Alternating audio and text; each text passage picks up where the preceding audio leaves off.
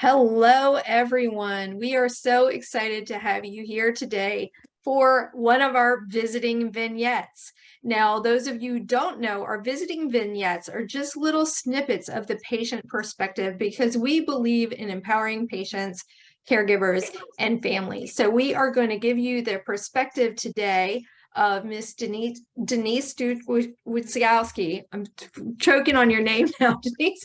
And she is going to talk from the perspective of a patient who's had a transplant. So I'm going to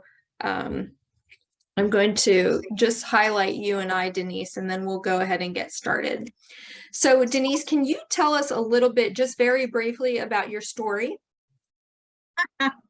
Yes, I can. I don't know about briefly. Yeah, I'll make it as short as I can. Thank you for having me, Jody, and welcome everyone. Thank you for joining us today. For those of you that know me, yes, I had a heart transplant. I had it June 6th of 2013. So this coming year will be my 10-year anniversary. One of the things that I really love to share about my story is the fact that I'm a planner, and best laid plans don't always go as planned. And certainly this journey wasn't planned for me. One very important thing that I really do like to share with everyone is the fact that please pay attention to subtle symptoms. My story and my journey began with the very subtle symptom of coming home one day from work and being short of breath. And I'm never short of breath. Those of you that know me know that I can talk for hours and hours. But that day I was very short of breath. Within a 2-week period, I was at my doctor's office having my annual physical. My EKG was not good. They sent me right over to the hospital and did a cardiac cath. Good news was I had a left bundle branch block, but that was the only problem I had. However, the entire left side of my heart was not functioning. So my biggest question was, what do I need to do? And what do you need to do to me? And can I take a pill and make it better? And it wasn't going to be just one pill that was going to make me better. My ejection fraction, which is how your heart pumps, was at 25, and it should be between 55 and 60. Within 6 weeks, it was down to between 10 and 15. So by that point, my doctor said, you're going in the hospital. We need to get you start the workup process for transplant. And the actual process, it's long. There are a lot of vaccinations, there are a lot of examinations, there are a lot of tests, a lot has to happen. And then there's this committee that gets to decide whether or not you get to get listed.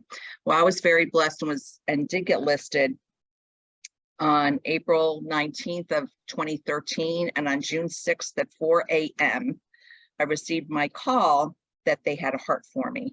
And I was actually very upset. And I was upset because I was supposed to be going to my first support group meeting that day. I had never met anyone who had had a transplant. I had been speaking with nurses, doctors, learning about anything and everything you could possibly imagine that you would need to know going into the process, what would happen during and what would happen after. But I had not met a patient yet. So I was actually very upset that I missed my support group. I was going to miss my support group meeting because I was getting a new heart. Went in the hospital that afternoon, and my husband Tom and I were sitting in ICU Red at Piedmont Hospital in Atlanta, Georgia. And 5 gentlemen came walking into the room, and they said, "Are you Denise?" And I said, "Yes." They said, "Well, we heard that you were very upset about missing your support group meeting, so we decided to bring the meeting to you." Two of the men had had heart transplants within 6 to 7 years. One was a year and a half out. One had had his on May 8th, and this was June 6th. So 4 weeks out, he's standing in front of me with a mask on. And the other gentleman had an LVAD and was waiting for a kidney and a heart. That moment literally, and I might get emotional, that moment literally set in my mind what I knew the next chapter of my life was going to be. And that was going to be, if I made it through the surgery and was well enough to do it, I wanted to do what these gentlemen were doing. That was paying it forward by supporting patients, whether it be heart disease, transplant, whatever. I wanted to pay it forward. And you have done such a wonderful job of that, being part of the accredited visiting program, working on a local, regional, and national level. So we can't tell you enough how much we appreciate all you do. One of the things you talked about is paying attention to your symptoms and I feel like there are a lot of people who just think, well, this is part of the aging process, or this is part of, I'm just out of breath more, I'm not in good shape. So I think that was an important point you brought up, but also, are there other things that you feel like people often are confused about, or they don't really know, or they think they know and they don't understand about having a heart transplant? I think one of the funniest questions, which it actually isn't funny, but it was at the moment when I heard it, someone actually came up to me and asked me, they said, oh, did someone have to die to give you their heart? And it's funny, but it's not. People, yes, the donors are deceased. And what people really need to understand is that that person didn't die. No one killed Yeah. that person to be able to give Right. organs. There's a process for it. So that's something that I think is this misconceived notion of, oh my gosh, somebody had to die. Yes, they did die. They were deceased. And thank goodness they chose, and their family or Mhm. person responsible for them chose to allow that person to be a donor, to give the gift of life to people like me. One of the other things that I think people really don't get is that all disease, and all, especially heart disease, you can't live without a heart. And y'all know that I love to say that all the time. You can't live without one, and everyone has one. And what I think happens with heart patients is that there are a lot of things that can be fixed, which is really, really wonderful. When you get as sick as I was, and many people get, there's no fixing it. And that's why there is a need for transplant. There are children that have heart transplants. There are teenagers. There are every age. No one is immune to it. And that's why it's really, really important to pay attention to those subtle symptoms. A bad cold, a bad virus, a bad, case of pneumonia can actually lead to something that kills your heart, that hurts your heart so severely that you could potentially need a transplant. So it's very important to pay, as you mentioned, Jody, that I mentioned, to pay attention to those subtle symptoms. Get it checked out. If something doesn't feel right or isn't right, get it checked out. It doesn't hurt to have that done. And hopefully whatever it is can be taken care of very, very simply and easily. Yeah, and I think that's an important thing to know. And on that same vein, your choice was, if you didn't have a heart transplant, you would not survive. So when you're making that decision to have a transplant, what are some things that go through your mind, or what are some things that people may want, who are visiting or giving peer support, may want to know about that process? The process, as I mentioned earlier, is long to get a transplant. Many people have to wait in the hospital. So as a visitor, you may meet someone in the hospital that's actually waiting for a heart. And most part, those folks are very, very sick. So they may be too weak to discuss anything per se at that moment, but as a visitor, it's wonderful to share with that patient that we're available to that patient, and that even if you aren't a heart transplant patient, you can still show them support and letting them know that Mended Hearts is there for them, and that they can always reach out when it's their time to be able to do it. The other thing is that while a lot of heart patients have to take a lot of medications, heart transplant patients really have to take medications for their entire lives. And one of the most important things that we can share as visitors, whether it's with a transplant patient or any patient, is that compliance is critical to your well-being, to being able to go forward and have a normal, happy, and fulfilling life. Compliance means going to the doctor. Compliance means taking your medications as you're supposed to. Compliance means exercising, going to cardiac rehab, doing the things that you are directed to do by your medical team, because they're only trying to get you to the point where you can be maybe even better than you were prior to the transplant. I think, it is a long process, and it is interesting when, people start through this process. It's a process you don't imagine you're going to have to go through. So for a lot of people, even people with severe heart conditions, you don't necessarily have a plan for this. So when you were going through this process, what were the major questions you had? What were the things that someone who was trying to provide support to you, what are the main things that you feel like someone can offer for someone going through this process? For the visitors to offer to the Yes. patients, really, and I know I've said it before, but really to be supportive of them.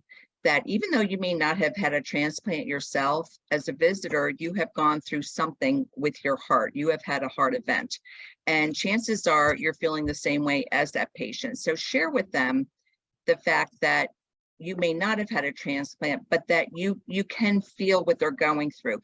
They may share that they're very tired. They may share that they have no energy. They may share that they're depressed. They may share that they've given up hope. You can, as a visitor, are living proof that you can get better, you can survive regardless of what your particular situation was. So giving someone hope is what we do, and knowing, allowing them to understand that it may take time, things don't happen overnight, and that we as Mended Hearts and we as visiting support for the patients are there for them. And I would also offer that you could possibly get them in touch with another heart transplant patient if you aren't one yourself, because that is very helpful. We all say it's very important to meet someone that has walked in your shoes. The doctors, unless they've had heart disease or unless they've had heart transplant, don't know what you're going through. They can deal with things from a medical and practical perspective. Only another patient can really understand what you're going through, and let them know. Let the patient know that you are there for them. And you can also try to reach out to, whether it's the national office, your regional director or assistant regional director, to find a transplant patient within your area. I know I get several phone calls, and they come from all over the country because folks know that I've had a transplant. And it's been, it's great to have that network among us within Mended Hearts. Yeah, it is. When you talk to someone, and that's the whole point of our peer-to-peer support, when you talk to someone who's actually been in that situation or a similar situation, there's just such connection there and such peace of mind to look at someone and say, okay, they got through this, I'm going to get through it too. Even if, it's a really rough situation, knowing that someone can get through it is really important. So for all the people out there, and people can feel free to type questions in the Q&A box as well, and we'll ask Denise those too. But what is your best piece of advice for people, if they're people who are about to go through this process, or people who have been through the process? What is your best piece of advice? Oh my. I think to expect anything and everything. I know that might sound crazy, but to really expect anything and everything from the patient, and to be kind and to listen to them. They, a lot of the medications that transplant patients are on, a lot of them are steroids, and they are insanely impactful on mood and mood swings. And there may be a patient that you may go to see that may not be ready for a visit, but you know what? If you're still on the floor and you come back an hour later, they may be. So don't give up on those patients, because a lot of them are going through a lot and can be in very, very bad shape. Let them know that the bumps in the road that they're going through, that yeah, that's going to happen. And you can share. You may have gone through some bumps in the road yourself, and that's very normal. And a lot of people don't see this as being normal, because it's not. If we've been healthy for however many years we've been around, then all of a sudden, bam, we get hit with this. life has changed dramatically, and let folks know that, on the other side, hopefully things will be better, and it might be a new normal, but it's just to be a patient, which I know for me is virtually impossible because I'm not a patient person. It's something that I pray for every single day because I am not patient with anything. Jody's laughing because she knows that I'm not. Tammy's laughing too because she knows that I'm not. But it's something that I think as visitors we can also share with the patients, that we know it's difficult to be a patient, but to do our best and have faith in our medical teams, and to be thankful for the support that we have, whether it's family, friends, whatever, that is tremendously supportive. It's everyone needs to have a support system. And if the visitors can have an opportunity to meet with anyone that might be part of that patient support system, such as a family member or a friend, don't hesitate to give that person your card, because they as caregivers are going through a lot, as we know. And I think and they're helpless. They truly do feel helpless, whether it's transplant or not. You feel helpless as a caregiver supporter because there's not a whole lot you can do but be there. But we are there. Please let the patients, caregivers know that we're there for them also. Yeah, absolutely. And we do have, at Mended Hearts, we do have a list of people who've had a heart transplant to connect other people with. So we are able to provide that peer-to-peer connection. We have a great question from Stephanie, who is not a patient, but a social worker. Oh, bless great. you, is what I have to say. Yes. Thank you, Stephanie, for all you do in a new patient and family support specialist role. I wonder, in your experience, what were some things staff did to help support you or your family, or what kinds of support were missing but would have been helpful to you? And so that's one. And Denise, you're going to be good at ending with this too. How can I get my patients more information on peer-to-peer support? Oh my, yes. Oh, I love that. Well, as a thank you for doing what you do very much. Your role is critical. As a matter of fact, I'm actually working with folks like you, with my parents, because I'm a caregiver for them. And your role is extremely important. As any of our healthcare providers, especially our social workers, can really help the patient by making sure that the patient support system is a part of all the decisions that are being made. Too often, there are patients that either can't make decisions or in such a state that they don't quite understand what they need. So having the patient support system involved in that is very, very important.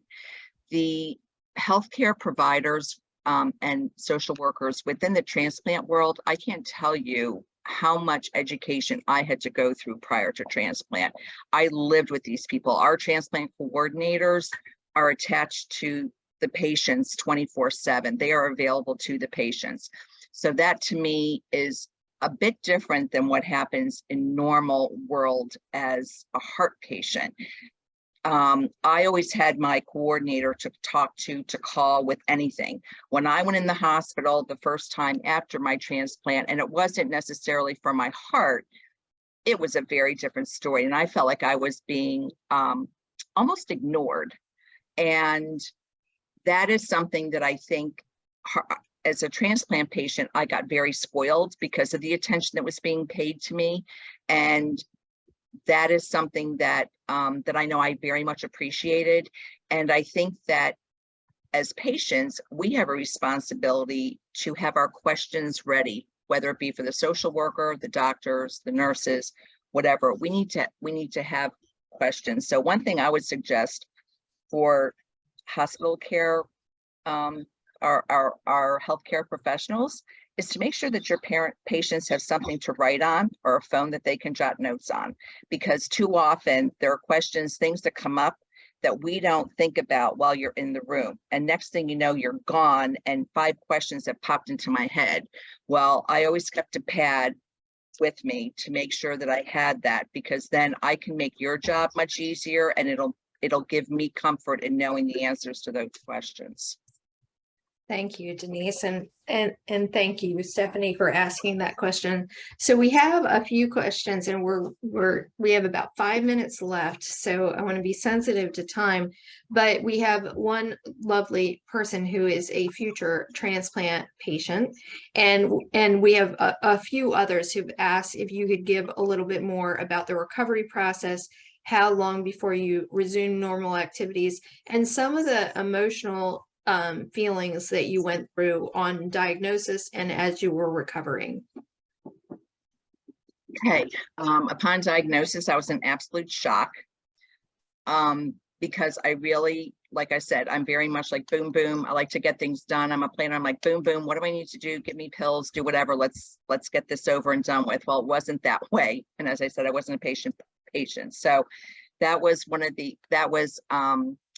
horrible for me because I lost control. I wasn't in control of what was going to happen to me. It was me putting trust in my doctors to make sure that I was doing everything that I needed to do to get me to transplant. With regard to the wait period, I also have rheumatoid arthritis. So I had to be off of all of my painkiller, all my medicines. They weren't necessarily painkillers, but they managed my pain. So I was having to deal with that, which was the first time I'd had to deal with it in about 20 years. So that was difficult for me. And I used to be the Energizer bunny and I needed new batteries. So I could not do nearly what I could do prior to that. So that was very frustrating for me as a patient. After transplant, for most patients, it's almost like the miracle year. It's like a year it takes you to get back to normal. That is kind of the point that you're looking to get to, is to get to your 1 year point. As I mentioned earlier, taking a lot of medications. A lot of them are steroids, which play with your emotions, which play with your mood swings, all kinds of things, and your weight. You get moon face like I have right now. But those medications really have huge effects on your emotions. And that was something that needed to get used to. As they wean you off the medications, though, you feel yourself coming back to normal. And literally when that 1 year point happens, everyone says it's a year. Some people it might be a little bit sooner, some a little bit later. But really by that year point, it's all of a sudden like they cut you loose. And now you're free to do almost anything you want to do. But my suggestion is always stay compliant with what you had been doing, because that's why you're doing so well right now. Yeah. And so can you just speak what we've got 2 minutes. So can you speak about things that helped you have resilience and helped you mentally as you were in recovery and trying to get back to the post-year mark? I was a competitive swimmer in my younger days, and so I always liked to compete. So I would set goals for myself, and I always, in working with patients, try to suggest to them that they set goals too. So I always set goals for myself. So by this period of time, they said I should be able to do this. Well, I was going to do it sooner and quicker and faster and better than anyone else did. They always tell you that you're going to, you might have a couple of events after your transplant. It could be, you could have rejection, you could have something else. Well, my goals were to do everything to avoid all those types of things. So really setting goals for myself, realistic goals, and really patting myself on the back when I achieved those things was really important. The other most important thing that I think all patients will say is that the support system that you have is critical to your gaining your wellness and getting back to your normal. I had a tremendous support system with my husband, my daughter, my parents, who left Pennsylvania and moved in with me in Atlanta. My mother's a nurse, and she was 78 years old at the time and was taking care of me. Something wrong with that picture. I should have been taking care of her, but she was taking care of me. So support system is really, really important. And I have a very strong faith, and that truly kept me going. So support from those that we pull from, those that love us, let those people support you. Let them do things because they want to. They really, really want you. People are good. People are generally good, and they want to help. So let them help. Don't be afraid to accept help. That was very difficult for me, but we need it. We absolutely, there comes a point in time, especially when you're recovering, that you need that help and you need that extra support, take advantage of it, because it will help you get better. It will help you get stronger sooner so that you can get to your new normal and live a really full and happy life.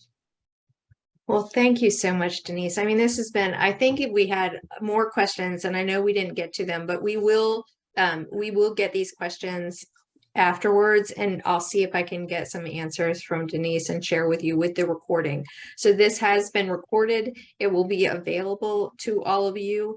And we just really appreciate you, Denise, and you sharing your story with us. It's always a very powerful story, no matter how many times I hear it, and I learn new things every time. And if you need to get in touch with us or more information, you can go to www.mendedhearts.org, and you can find all about us, about our support, about our visiting program, and everything you need to know to get connected with us. We thank you all for being here today and hope you have a wonderful rest of your day. Thank you. Bye, everyone. Thanks so much, everyone. Have a good day.